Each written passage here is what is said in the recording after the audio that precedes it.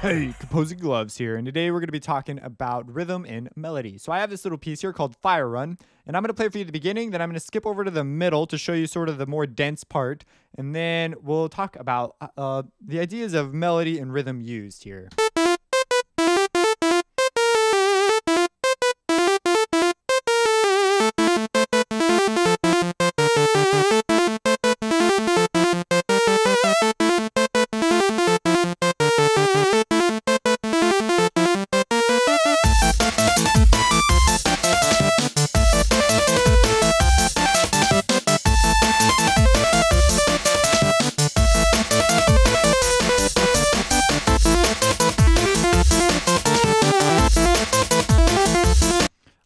And then we'll skip over here to 6.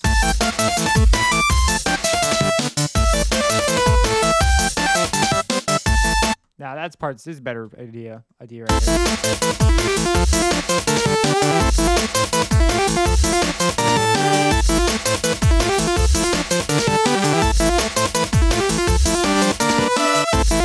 So you see, there's a lot going on, and I am using melody galore. We definitely have a very distinct melody. So what this was for is it was for a video game my friend is developing. It's a little 8-bit guy that's running away from a fire. So a little 8-bit fire shows up, and he's jumping between these two walls. Then he has to like escape this fire. And so it's called Fire Run. And I don't know what kind of things would be played on, but I thought it'd be cool to have sort of this retro feel based on the artwork I was sent. So really, really cool sort of little tune. And what it is first I start off with this idea of a melody. And when you start out with a melody like this at the beginning of a composition, you're also outlining rhythmic ideas that are going to be occurring throughout your thing, mostly where those downbeats, where those emphases are going to be. So there's actually a couple rules about good melodic writing when you're brand new to melodic writing. One of them is, well, usually you're working with a chord structure. Here, I had no chord structure, but there's like rules about the highest note. You should only really have one focal point. I totally bust that rule. Let's see here. The melody really is in here, though. Okay, so there is 2 focal points, which are the highest point, essentially. So that's not that. I'm breaking that rule. I'm breaking a number of rules here, but I really liked how it jived out. So I was totally fine with that. I have this repeating thing. It's more of like a motif than anything. And then I have this little vibrato setting that turns on right there. So when that comes on, I have doot doot doot doot doot. And so it's like whoa, that's sort of a weird spot to put the beat, but it's brand new. It's the first thing you've heard, so you're gonna grab onto that. And then when it repeats a couple more times, and you're like, oh, this really like. Then you get into the grooving stage. And so we have this hit, and then we have some subdivision, and then this unusual hit, but we still hum dun dun. And so we have this beat and this beat obviously being outlined. And then here we have dun dun dun dun dun dun dun. So this is actually pretty important because it goes dun dun dun. So this note could either be softer and then lend itself to making this note more important, or it could be louder and then crescendo into this note, bringing us back to that one beat. Like you could do a number of things. I didn't mess with the velocity in this particular composition. So that's what's going on there. And then we get into this melody. It becomes a lot more melodic of an idea. And then we come over here to our first, what I would consider our first real melody. So in our first real melody, I do obey a lot of the rules. And you can see I do have a focal point. And good singable melodies do not have very many large leaps. They don't have very many leaps, period. There are some that do, like Over the Rainbow. They're like, oh, somewhere, you know, whatever. I'm not that great of a singer, but that's an octave leap. So they have a leap of an octave. So da da da da da da da da da, and I'm like all over the map pitch wise, but you get the idea. There's a lot of da na na na na na na na na, and rather than that one big leap, leaps are much more rare. So if you want to write really sort of compelling melodies, depending on what you're writing for, strings, for example, sometimes do have those large leaps, but most things, strings included. Strings don't like large leaps, but sometimes they can do particular leaps more easily because their strings are like, the way the strings are lined up, you know, just jumping over one string could be a very large interval. And so it could work out for them really nicely, while other intervals are pretty mean and nasty. Like on clarinet, there are certain large leaps that are really easy to do. This is true of any instrument, but other ones are just not. But we're writing music, and so I know I'm talking about melody so much, but essentially we have that going on. And you see that I'm still outlining these things. Now here, I am relying on my rhythmic section, which is repeating from pattern 2 essentially, to outline it. And so I do not need to put an emphasis on 3. It's already been put there by the other elements I have already established. And the listener will also lend themselves to just doing that. Like, I don't need to worry about it. So we get this instead.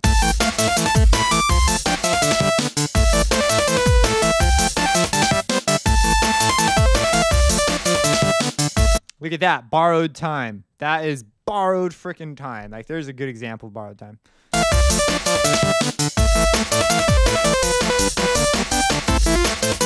And then we jump back into that idea that's going on there. I also toss in drums at this point to have things going. But one thing that you might have not heard because it's lined up in the rhythm is the subdivision part I put in there. So if we come in here, let's mute the melody.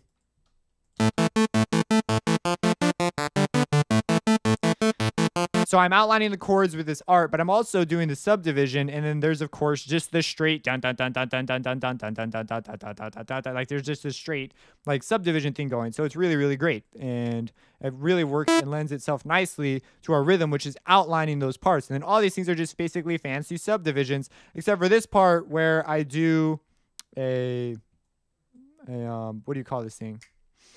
I do borrowed time, so that's kind of cool. But you see, this does not break into borrowed time. This stays at the same pace. So we'll talk about what that can mean later on. And it's not a super extreme form of it. There's a more extreme form of that idea.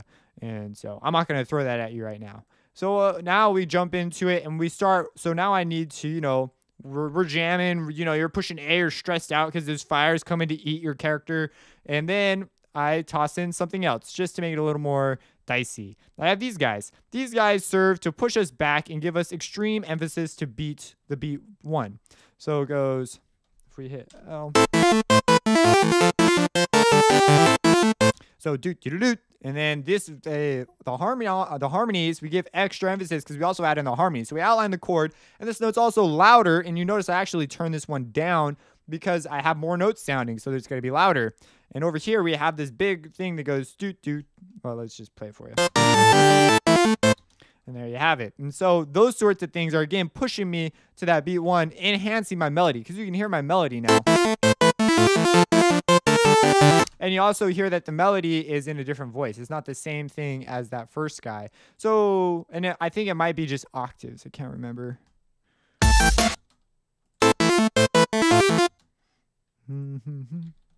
So there's this one. Whoops, didn't mean to do that. And then there is this guy and this guy. So it's just another voice. Remember that orchestral one we went on a little while ago back there? So this is an orchestration move. And then we get back, and that's pretty much the whole piece. It's actually a really simple piece in that regard, but it's just using rhythm is a mega important part in something like this for a little chiptune to really jive. And then good melodic ideas combined with good harmonic structures equals a really cool tune.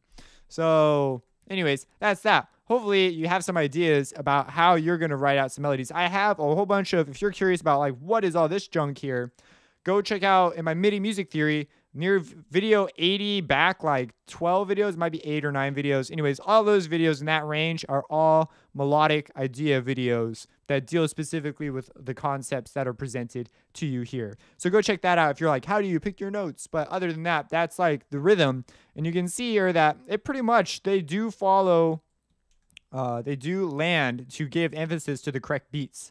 And it's just, I ornament them, whatever. I make them fancy when they need to be fancy, when I have an opportunity to make them fancy, but I don't want to jeopardize where the beat structure lands unless I'm going for a particular fill. So like this is a fill that really kind of is like whoa, what was that? And then you get back to your simple time and you're like, oh, that was like a really cool moment. If you have any questions about this, let me know. Subscribe and have a blessed day. Watch out! Watch out!